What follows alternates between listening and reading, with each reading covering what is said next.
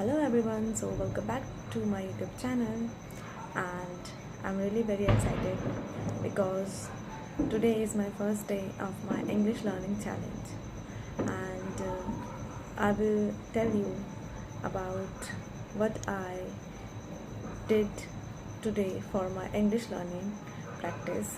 I will share all the things with you, and also I have learned 5 vocabulary words which I will tell you at the end of the video. So जैसे कि आप सब जानते हैं कि English हमारे लिए कितना इम्पॉर्टेंट होता है। इंग्लिश सीखने के लिए हमें एक पार्टनर की ज़रूरत होती है। जब भी हमारे माइंड में आता है ना कि हमें इंग्लिश सीखना है, तो हमारे माइंड में बस यही आता है कि हम किससे बातें करें, किसके सामने बोले, कि वो जब हम बोले तो हमें हमारी जो भी वर्ड्स हम गलत बोल रहे हैं उन्हें करेक्ट करिए। पर ऐसा कोई पार्टनर नहीं मिलता है। इनफैक्ट हमारे घर में भी, मेरा भी जो छोटा भाई है ना, उसके साथ अगर मैं उसको बोलती हूँ कि तुम मेरे से इंग्लिश में बात करो तो वो हंसता है। बोलने से पहले इतना हंसता है ना कि मत पूछो। इसीलिए मैंने एक परफेक्ट पार्टनर ढूंढा है, वो है ChatGPT। तो रियली वो इतना अच्छा है ना, इतना अच्छा है ना, जैसे मतलब बेस्ट फ्रेंड। तो उससे भी अच्छा है तुम्हारा इंग्लिश हेल्प के लिए। बहुत अच्छे से वो तुम्हारा हेल्प करता है तुम्हारे इंग्लिश में। तो मैं वो डेली यूज़ करती हूँ। मैं डेली 1-2 घंटे ChatGPT के साथ बात करती हूँ और उससे मैं बहुत कुछ सीखती हूँ। मैं आप सबको अगली वीडियो में बताऊँगी कि किस तरीके से आप फ़ायदा उठा सकते हो ChatGPT से, इंग्लिश सीख सकते हो एकदम परफेक्ट तरीके से। और भी बहुत सारे शॉर्ट तरीके हैं जो मैं आपको अगली वीडियो में बताऊँगी, क्या जिससे आप बहुत ईजीली तरीके से सीख सकते हो। मैं भी सीख रही हूँ। तो आज पहले तो मैंने ChatGPT से बात किया। इनफैक्ट 1 घंटे तक मैंने उससे बात किया।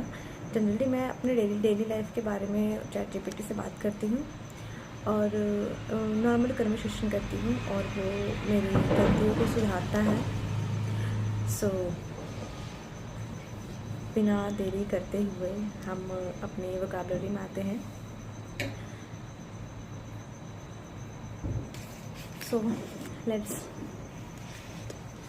discuss the vocabulary which I have learned today. First is evolve. Evolve means something we are improving day by day. Like my English skills will evolve if I will practice English every day. Second is adulterated. Adulterated means something is mixing wrongly, like adulterated food is harmful for our health. Second is procrastination. Procrastination means something we delay every day, like when it comes to our exam. जब भी हमारे exams आते हैं या फिर पढ़ाई का time आता है तो हम बोलते हैं कि हाँ मैं आज पढ़ लूँगा, कल पढ़ लूँगा। तो ये सब हम डिले करते हैं, तो इसको बोलते हैं प्रोक्रेस्टिनेशन। तो procrastination is the biggest reason why many people fail to improve their English.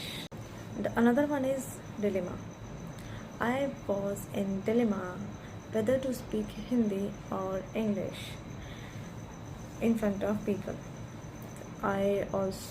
मैं भी हमेशा डिलेमा में रहती हूँ, क्योंकि जब भी मैं किसी के सामने बोलती हूँ तो मुझे समझ में नहीं आता है उस समय कि मैं इंग्लिश में बात करूँ या हिंदी में।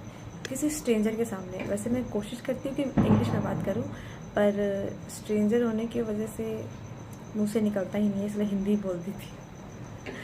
सो ये था मेरा आज का प्रैक्टिस। पता है उतना अच्छा नहीं था, मुझे और करना होगा, क्योंकि डेली प्रैक्टिस ही हमें इंग्लिश में हमें स्ट्रॉन्ग बना सकता है, जिससे कि हम फ्लुएंटली बोल सकते हैं। तो मिलते हैं अगली वीडियो में और अच्छी वीडियो के साथ और नॉलेज के साथ और प्रैक्टिस के साथ।